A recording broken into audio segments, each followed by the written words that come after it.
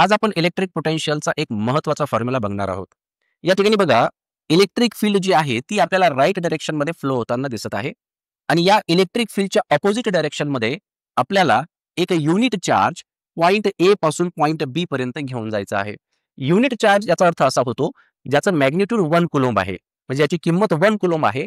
अशा चार्जला आपण unit charge असं म्हणतो. मग इथे जर आपण व्यवस्थित बघितलं तर हा जो चार्ज आहे हा इलेक्ट्रिक फील्डच्या अपोझिट डायरेक्शनमध्ये जात आहे. बरोबर आहे. म्हणजे या चार्जला या ठिकाणी काय करावं लागेल, या चार्जला काही ना काही या ठिकाणी वर्क डन परफॉर्म करावं लागेल from point A to point B. आपण जो चार्ज घेऊन जात आहोत, मग हे वर्क डन कुणासाठी आहे? हे वर्क डन युनिट चार्जसाठी आहे. म्हणून आपण या ठिकाणी याला डिव्हाइड करणार आहोत क्यू ने. So this work done is for unit charge. मग हे जे वर्क डन आहे एका युनिट चार्जसाठी हे कशाच्या बरोबर असतं? तर हे पॉइंट बी आणि पॉइंट ए ह्या दोन्ही पॉइंट वरती जे पोटेन्शियल असणार आहे त्या पोटेन्शियलच्या डिफरन्सच्या ते बरोबर असणार आहे. डिफरन्स म्हणजे सबट्रॅक्शन. म्हणजे potential at point B minus potential at point A. ठीक आहे.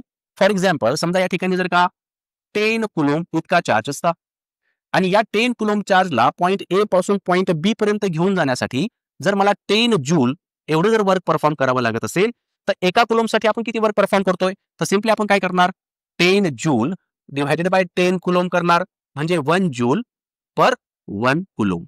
म्हणजे एका कुलोम्ब चार्जला मूव्ह करण्यासाठी जर का आपण 1 जूल एवढं वर्क डन परफॉर्म करत असेल तर तेच work done potential at point B आणि पोटेन्शियल ॲट पॉइंट ए या दोघांच्या ते डिफरन्सच्या बरोबर असणार आहे.